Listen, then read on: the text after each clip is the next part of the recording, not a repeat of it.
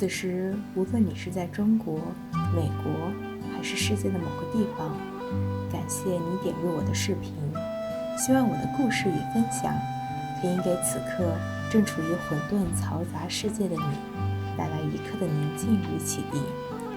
西雅图的雨季刚结束，阳光明媚的周末并不是奢求，但是因为疫情，只能待在家里，阳光正好，靠着窗边，看着村上春树的小说，打发时间。这种周末于我而言并不多见，倒很是珍惜。作为一个土生土长的武汉女孩，与亲人总是聚少离多。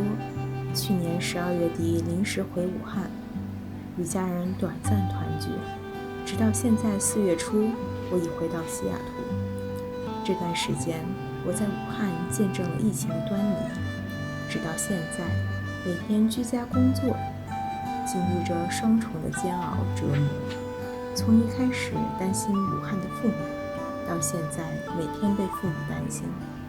病毒自身似乎并不那么可怕，更可怕的倒是无数次的恐惧以及焦虑。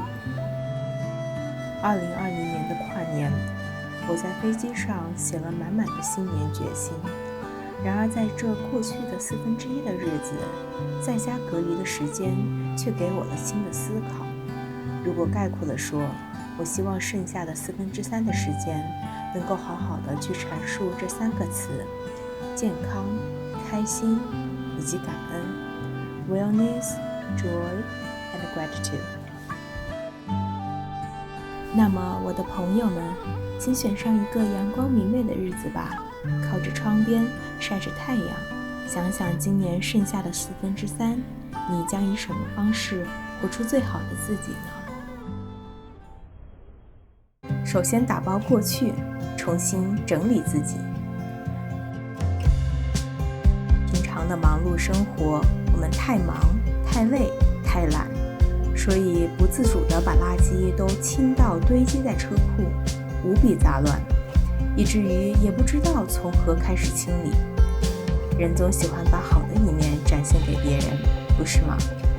就好像会把家的客厅打扮得非常舒适，车库却无比的杂乱，这一点我也不例外。不过，请对自己有耐心 ，Give yourself grace and patience。既然自己内心有对美好事物的向往与追求，那么请倾听自己内心的声音，找上一个合适的时间，放上轻快的小曲，打包整理。现在疫情期间，难道不是最好的时间吗？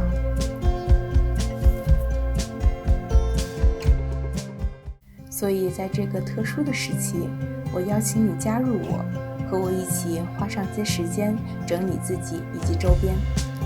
这可以是没有比我车库更杂乱的房间，收纳的柜子，厨房的餐具，或者是你的书桌、书架以及旧的手信，将它们分类、归堆或者打包。